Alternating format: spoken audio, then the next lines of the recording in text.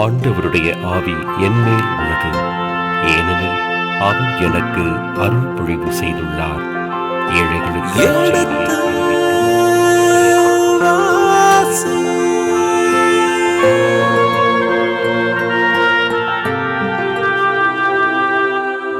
எடுத்து வாசி.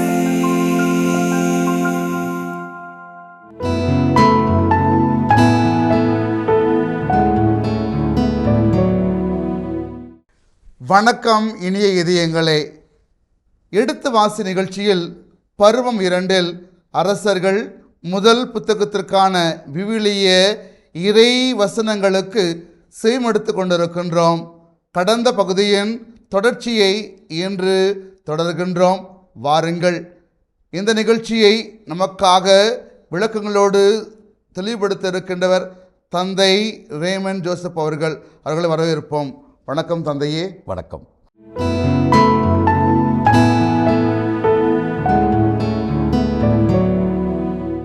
இருபத்தி வசனம்.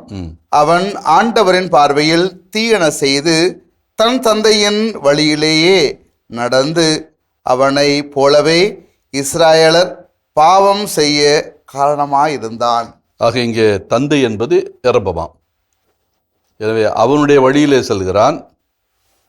இஸ்ரேலரை அவன் பாவம் செய்ய தூண்டியது போல இவனும் பாவம் செய்ய தூண்டுகிறான். மூன்றாவது, ஆண்டவரின் பார்வையில் தீயதை செய்கிறான். இந்த சிந்தனை இந்த 26ஆம் வசனத்தில் நாம் சொல்லுகிற சிந்தனை ஏறக்குறைய வடநாட்டு அரசர்களில் ஒரு 12 பேருக்கு இதே வார்த்தைகள் மீண்டும் மீண்டும் மீண்டும் மீண்டும் கூறப்படும். அதாவது இது எதை சுட்டி காட்டுகிறது என்றால், இவர்கள் அத்தனை பேரும் யெரொபெயாம் மன்னனை அடியொட்டி வாழ்ந்தார்கள்.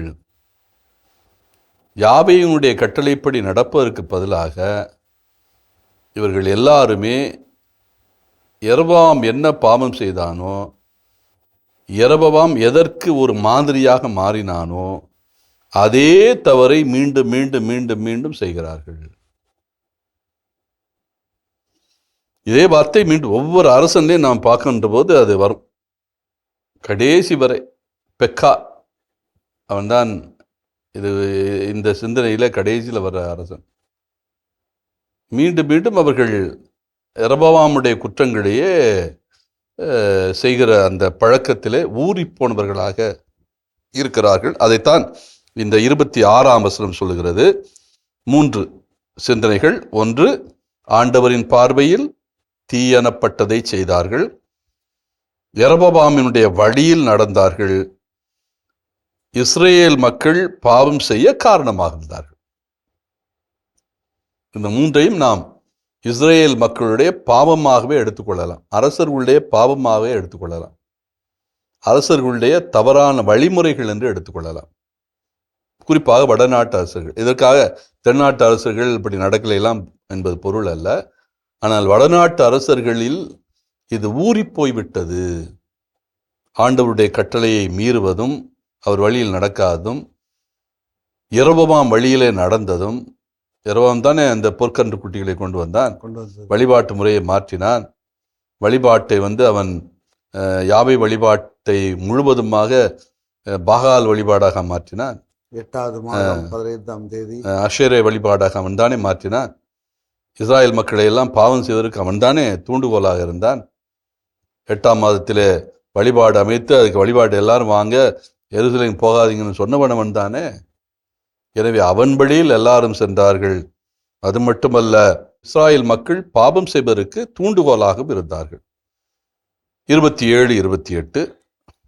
இசக்கார் வீட்டை சார்ந்த அகியாவின் மகன் பாசா அவனுக்கு எதிராக சூழ்ச்சி செய்தான். ஆக இப்பொழுது இவன் காலம் குறுகிய காலம், 2 ஆண்டுகள் தான். இவன் ஆரம்ப கட்டமே முற்றும் கோணல், முதல் கோணல் முற்றும் கோணலாக இருக்கிறது. அப்படி முற்றும் கோணலாக இருக்கிற போது இவனுக்கென்று ஒரு எதிரி எழுகிறான்.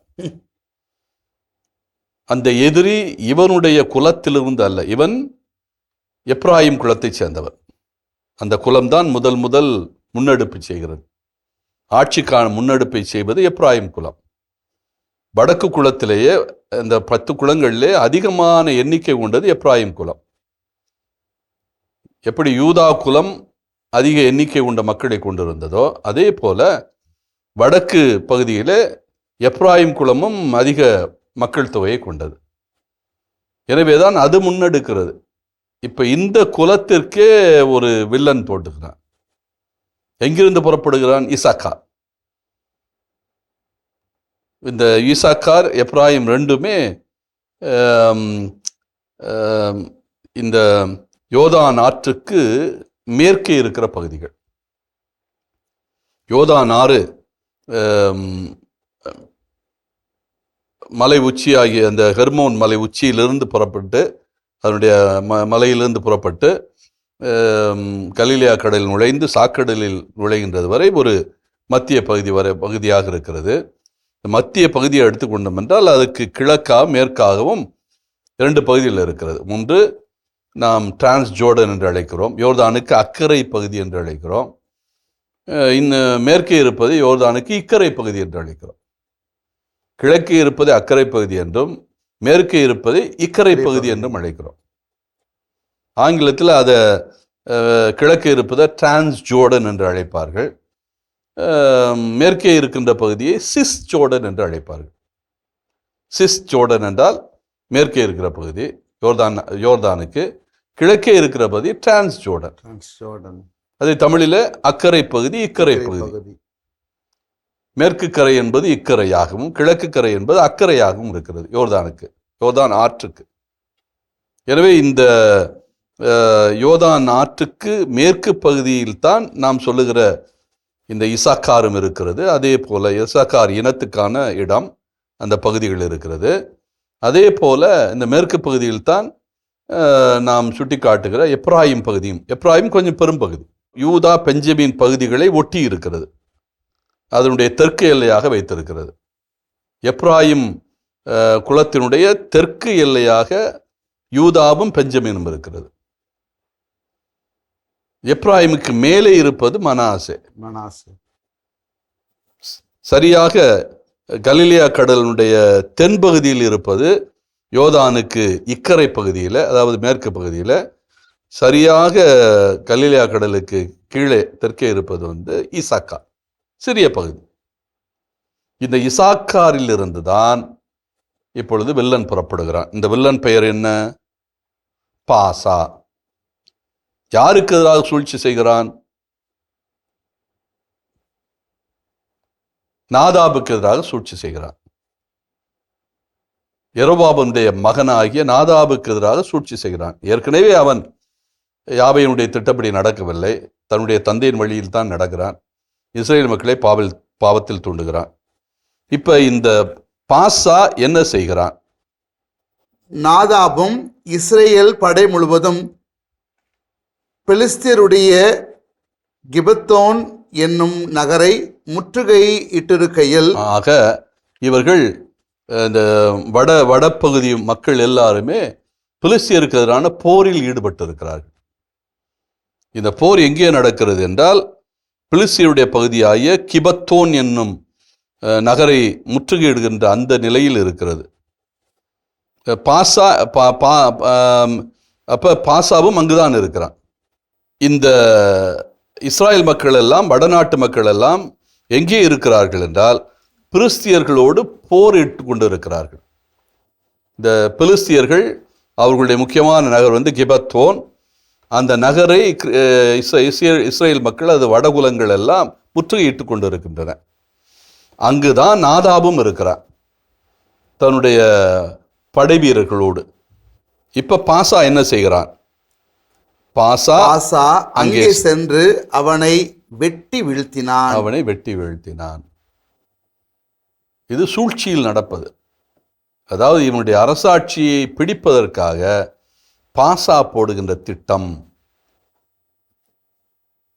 தன்னுடைய நாட்டுக்காக போருக்கு இருக்கின்ற அந்த அரசனை அவனுடைய நாட்டைச் சேர்ந்தவனே கொலை செய்கிறான், வெட்டி வீழ்த்துகிறான். அதுவும் ஒரு சிக்கலான நேரத்தில். பெலிஸ்தியர்கள் எப்படிப்பட்டவர்கள் எல்லாரும் தெரியும். வலிமை மிக்கவர்கள், இரும்பு கொண்டு போரிடுகிறவர்கள். ஆனால் இஸ்ராயல் மக்கள் பயன்படுத்துகின்ற ஆயுதங்கள் வெண்கல ஆயுதங்கள், கனமான ஆயுதங்கள்.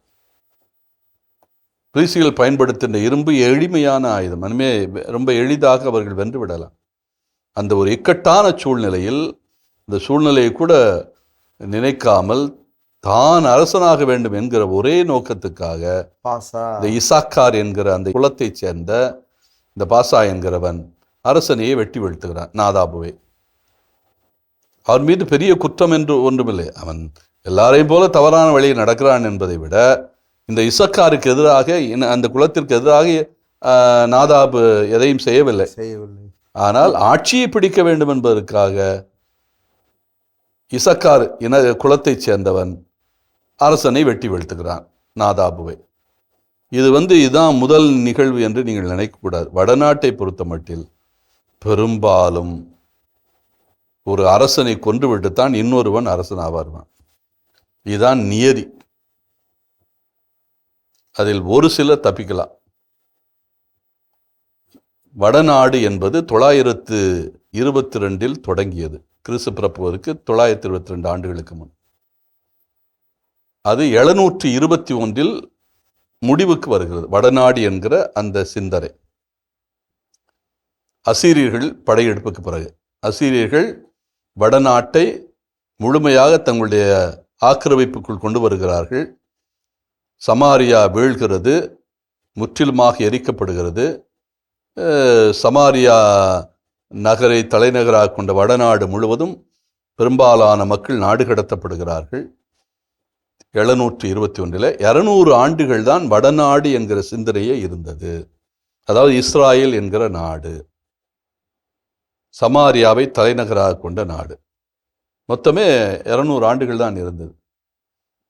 இந்த 200 ஆண்டுகளில் எத்தனை அரசர்கள் வந்திருக்கலாம்?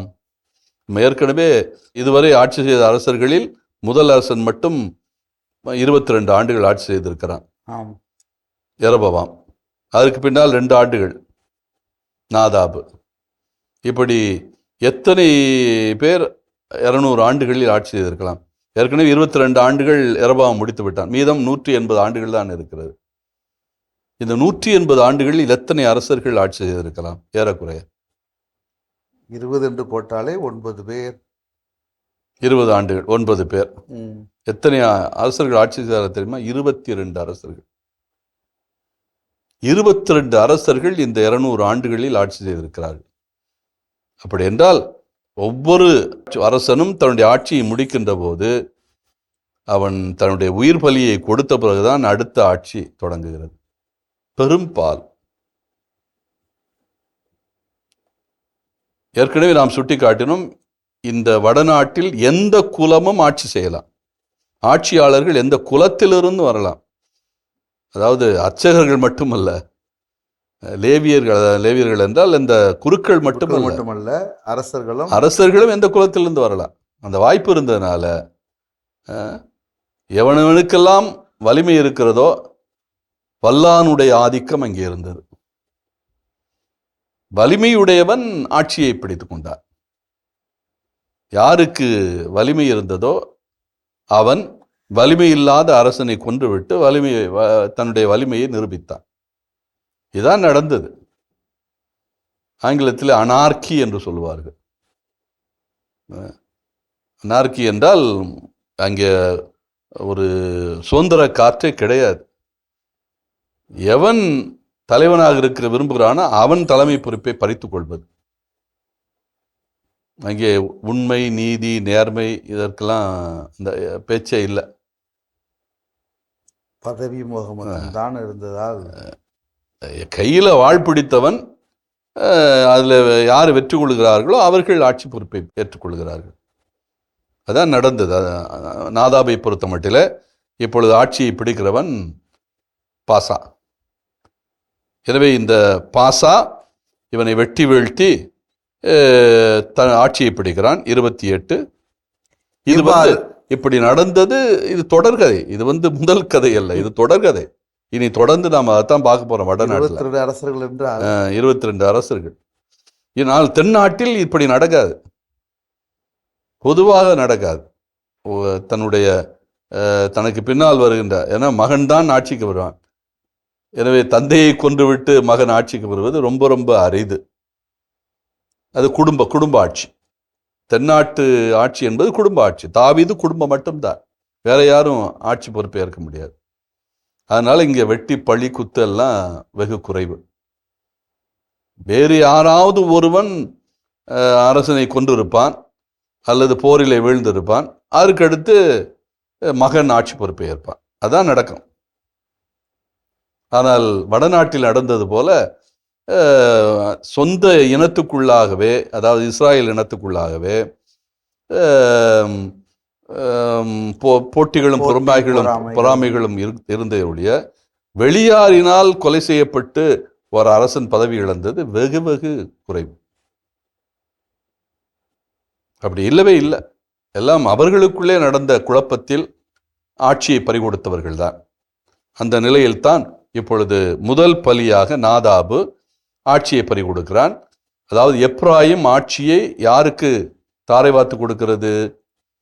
ஈசக்காருக்கு, ஈசக்கார் குலத்திற்கு தாரை வார்க்கிறது. இன்னொரு குலம் பொறுப்பேற்கிறது. அந்த குலத்தில் இருந்து வருகிறவன் தான் பாசா. தொடர்ந்து வாசியுங்கள்.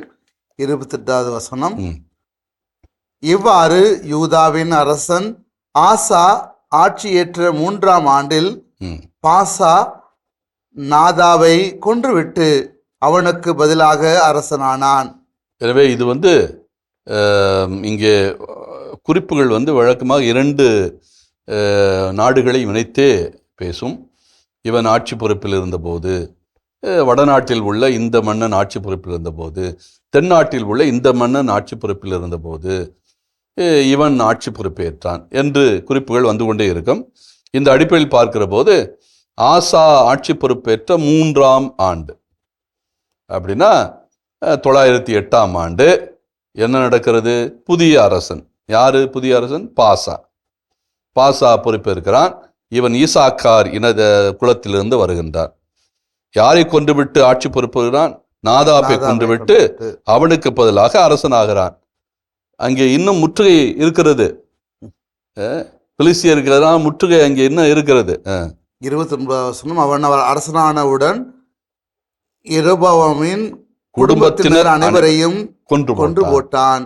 சீலோவை சார்ந்த அகியா என்ற தம் ஊழியர் மூலம் ஆண்டவர் உரைத்த வாக்கின்படி யெரொபெயாமின் குடும்பத்தாருள் ஒருவரும் உயிரோடு விட்டு வைக்காமல் அனைவரையும் அடியோடு அழித்தான். நம்ம சீலோவை சார்ந்த அகியா என்ன சொன்னாருன்னு நமக்கு தெரியும். இந்த செய்தியைத்தான் யாரிடத்தில் சொன்னார்? யெரொபெயாமினுடைய மனைவி இடத்துல. உன்னுடைய குடும்பம் அழியும், உன்னுடைய ஆண் பிள்ளைகள் அத்தனை பேரும் கொலை செய்யப்படுவார்கள், அதே போல உன்னுடைய மகன் இறப்பான். அந்த இறைவாக்கு யார் வழியாக நிறைவேறுகிறது? பாசா வழியாக, ஈசக்கார் குலத்தைச் சேர்ந்த பாசாவின் வழியாக இது நிறைவேறுகிறது என்கிற செய்தி இங்கே அழுத்தம் பெறுகிறது. அதாவது இறைவாக்கினுடைய இறைவாக்கை யார் இப்ப நிறைவேற்றுவது? பாசா நிறைவேற்றுகிறான். யெரொபெயாமுடைய குடும்பம் அத்தனையும் அழிந்து போகிறது. இதுதான் நடக்கும் வழக்கமா. இதே கதை தான் யாருக்கு நடக்கும்? பாசாவுக்கு நடக்கும். பாசாவுக்கு அடுத்து அடுத்தவனுக்கு நடக்கும். அந்த அரசனை மட்டும் கொலை செய்ய மாட்டார்கள், அவனுடைய குடும்பத்தையே அழிப்பார்கள்.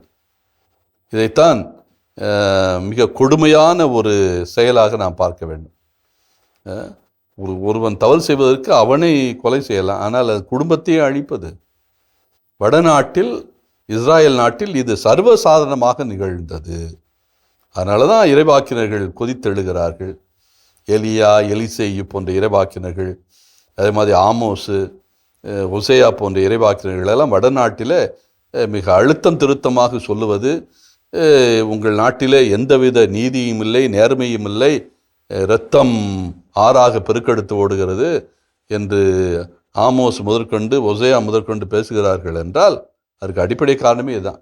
யெரொபெயாம் தானே பாவங்கள் செய்ததும் இஸ்ராயல் பாவம் செய்ய அவன் காரணமாயிருந்ததும் இவற்றால் இஸ்ரேலில் கடவுளாகிய ஆண்டவருக்கு அவன் சினம் மூட்டியதுமே இந்த அழிவுக்கு காரணமாய் அமைந்தன. எனவே இந்த காரணத்தை தான் ஏற்கனவே நாம் சுட்டி காட்டினோம். அது மீண்டும் வலியுறுத்தப்படுகிறது. அது அழிவுக்கு காரணம் என்ன? யெரொபெயாமுடைய தீச்செயல். அவன் தீமையினுடைய மாதிரியாக மாறிவிட்டான். என்றால் அவன்தான் இந்த பிற இனத்து வழிபாட்டை உள்ளே புகுத்தியவன். சிலை வழிபாடு. இரண்டாவது, இஸ்ரேல் குலங்கள் பாவம் செய்ய இவன் காரணமாக இருக்கிறான். மூன்றாவது, யாவேனுடைய கட்டளைகளை மீறுகிறான். இதன் காரணமாக அவனுக்கு தண்டனை, அவனுக்கு மட்டுமல்ல அவனுடைய குடும்பத்துக்கும் தண்டனை, குடும்பமே அழிகிறது. 31, நாதாபின் பிற செயல்களும் அவன் செய்தவையாவும் இஸ்ரேல் அரசர்களின் குறிப்பேட்டில் எழுதப்பட்டுள்ளன அல்லவா? ஆக இஸ்ராயலின் அரசர்களின் குறிப்பேட்டில் யாரை பற்றிய குறிப்பு இருக்கிறது? நாதாபை பற்றிய குறிப்பு இருக்கிறது. இப்போ ஒவ்வொரு அரசனை பற்றிய குறிப்பும் இந்த குறிப்பேட்டு புத்தகத்தில் இருக்கிறது. 32, ஆசாவுக்கும் இஸ்ரேலில் அரசன் பாசாவுக்கும் இடையே அவர்கள் ஆண்ட காலமெல்லாம் தொடர்ந்து போர் நடந்து வந்தது. ஆக இதைத்தான் வரிசையாக பார்க்கிறோம். ஒவ்வொரு அரசனுடைய ஆட்சி முடிகின்ற போதெல்லாம் அந்த அரசனுடைய காலத்தில் வடநாட்டுக்கும் தென்னாட்டுக்கும் தொடர்ந்து போர் நடந்து கொண்டே இருந்தது. அதே மாதிரி தான் ஆசாவுக்கும் பாசாவுக்கும், இப்போ பாசா பொறுப்பேற்றிருக்கான். இப்போ பாசாவுக்கும் ஆசாவுக்கும் இடையே, வடநாட்டுக்கும் தென்னாட்டுக்கும் இடையே போர் நடந்து கொண்டே இருக்கிறது. எனவே இன்னும் அவர்கள் ஒரு நிலைப்பாட்டுக்கு வரவில்லை என்பதுதான் அது பொருள். அவர்கள் தங்களை இரண்டு நாடுகளாக இன்னும் கருதவில்லை. இன்னும் அவர்களுக்குள்ளே அந்த சகோதர சண்டைகள் நடந்து கொண்டு தான் இருக்கிறது. அதைத்தான் இது சுட்டி காட்டுகிறது. இப்பொழுது இந்த பகுதியினுடைய 15ஆம் அதிகாரத்தினுடைய கடைசி பகுதி, 4ஆம் பகுதி, இஸ்ரேல் அரசன் பாசா என அவனை பற்றிய குறிப்புகள் இங்கே சுட்டி காட்டப்பட்டிருக்கிறது. 2 வசனங்கள் 33, 34. இது ஒட்டுமொத்த இந்த பகுதியினுடைய ஒட்டுமொத்தத்தில் 15வது பகுதி, அதாவது பெரும்பகுதியாக நாம் இந்த இஸ்ராயல் அரசர்கள் என்ற தலைப்பில் 12ஆம் அதிகாரம் 21 முதல் 16ஆம் அதிகாரம் 34 வசனத்தில் இருக்கிற அந்த பெரும்பகுதியில் இது 15வது பகுதியாக வருகிறது. இனிய இதயங்களே, எடுத்து வாசி நிகழ்ச்சியில் பருவம் 2இல் அரசர்கள் முதல் புத்தகத்திற்கான விவிலிய இறை வசனங்களுக்கு செவிமெடுத்து கொண்டிருக்கின்றோம். இதன் தொடர்ச்சியை அடுத்த பகுதியிலே தொடர்வோம். அதுவரை இணைந்திருங்கள். இயேசுவுக்கே புகழ், இயேசுவுக்கே நன்றி, மரியே வாழ்க. அப்படின்னா எந்த அளவுக்கு அவன் மக்களை தன்னுடைய கைக்குள் அடக்கி வைத்திருக்கிறான் என்பது இது சுட்டி காட்டுகிறது.